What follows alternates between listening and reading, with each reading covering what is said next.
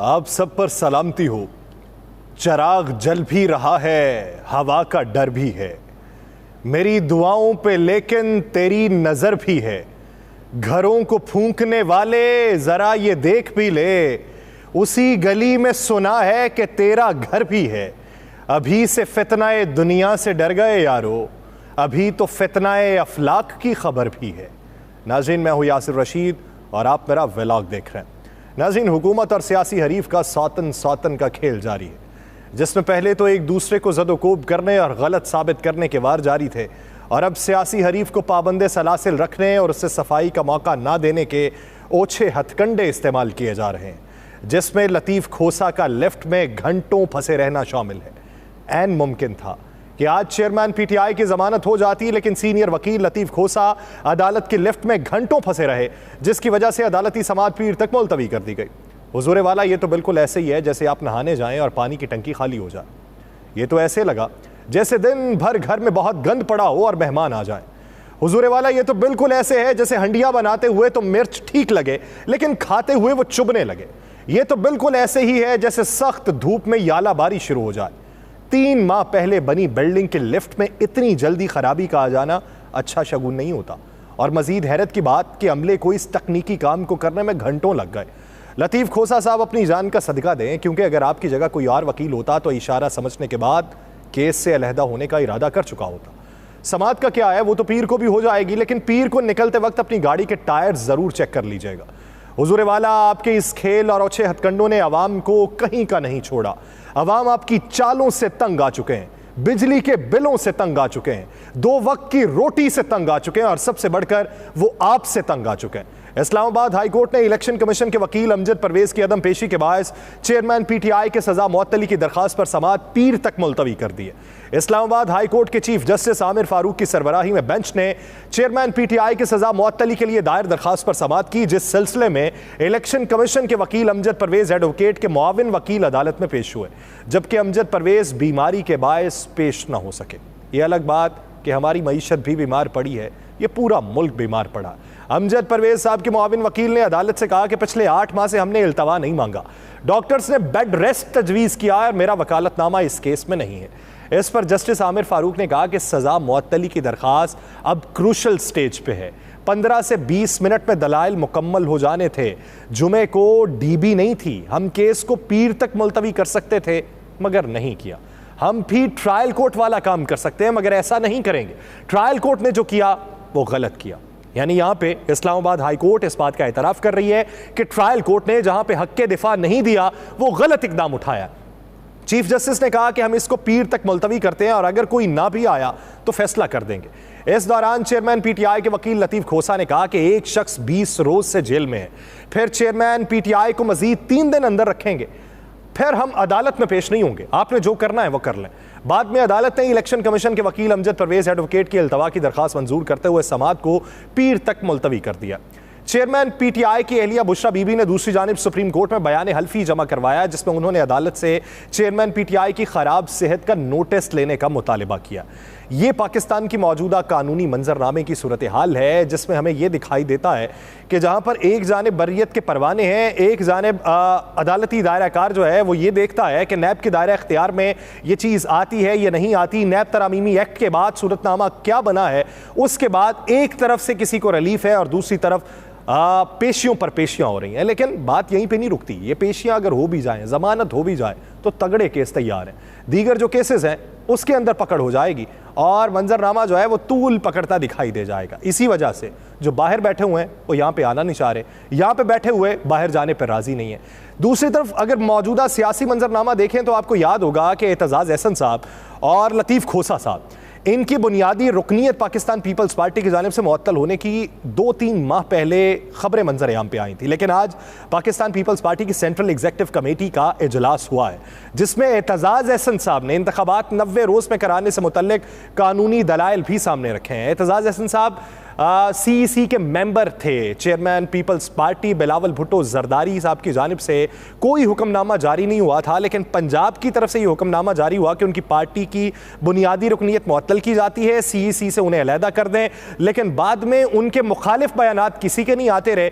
फिर कुछ लोगों को ये पूछा जाता रहा कि आप एतजाज़ एहसन के बारे में बयानात क्यों नहीं देते, तो वो ये बात करते थे कि चेयरमैन पीपल्स पार्टी ने मना कर रखा है। लेकिन सुनने में ये आया था कि शरीक चेयरमैन पाकिस्तान पीपल्स पार्टी ने कहा था कि उनके बारे में बयानात दें और अगर कोई पूछे तो कहिएगा कि तुम्हारे बाप की तरफ से ये हुक्मनामा जारी हुआ है। लेकिन आज CEC के अंदर एतजाज़ एहसन साहब की राय जो है उसको सुनकर कहीं ना कहीं पाकिस्तान पीपल्स पार्टी की जमहूरी जमात होने की रवादारी मंजर आम पे आती है।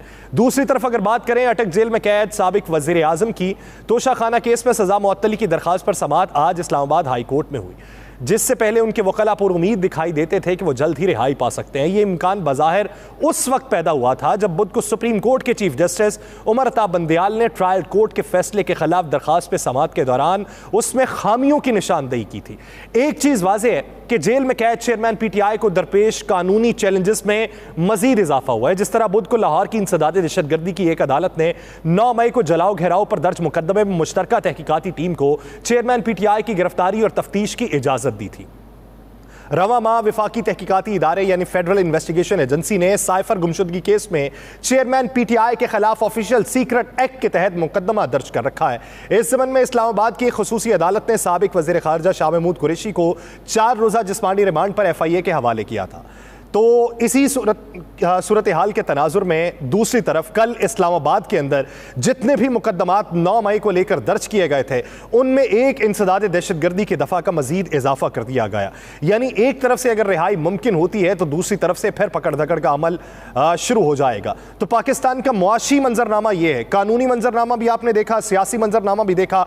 मुआशी मंजरनामा ये है कि बिजली के बिल्स ने अवाम में हुकूमत से नफरत को इस हद तक हवा दे दी है कि मुख्तलिफ शहरों में सिविल नाफरमानी का मंजरनामा देखने को मिल रहा है, जहां मीटर रीडर्स पर तशद्दुद किया गया, बिल्स को जलाया गया, वापडा वालों के आने पर उन पर घेरा तंग किया गया, मसाजिद से ऐलानात किए जाते रहे और अब हालात हाथ से निकलते दिखाई दे रहे हैं। जमात इस्लामी के सेनेटर मुश्ताक अहमद एक बिल को सोशल मीडिया पर शेयर करते हुए लिखते हैं कि अवाम ने बिजली के बिल्स की खातिर खुदकुशियां करना और खुदसोजियां करना शुरू कर दी हैं।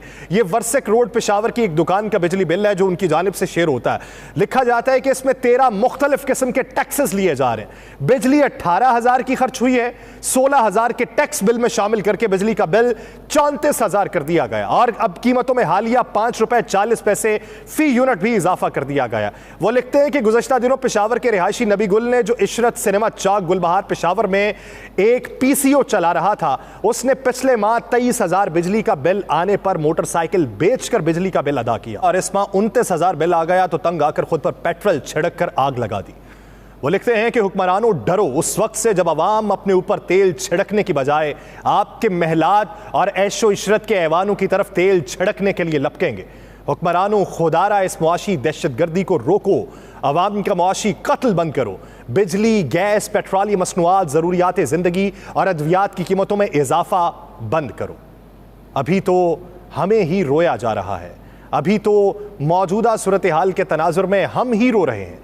लेकिन आज एक खबर सुनने में आई कि सेशन जज हुमायूं दिलावर जो है उनका तबादला करके उन्हें OST बनाकर इस्लामाबाद हाई कोर्ट पेश होने की हिदायत की गई है और वहां पर रिपोर्ट करने की हिदायत की गई है। लेकिन इसका अगर लिंक आप जोड़ें कि आज ही के दिन साबिक वज़ीर आज़म मियां शहबाज शरीफ साहब लंदन के अंदर एक प्रेस कॉन्फ्रेंस करते हैं और बताते हैं कि साबिक वज़ीर आज़म मियां नवाज शरीफ साहब सितंबर की बजाय अक्टूबर में वापस आएंगे। उनसे लंबी गुफ्तगू साबिक वज़ीर आज़म मियां शहबाज शरीफ साहब करते हैं। ये इस तरह है कि जैसे कोई वचोला जो है वो गुफ्तगू करता रहे और वो बताए कि किस तरीके से आएंगे और किस तरीके से मामलात सारे तय पाएंगे।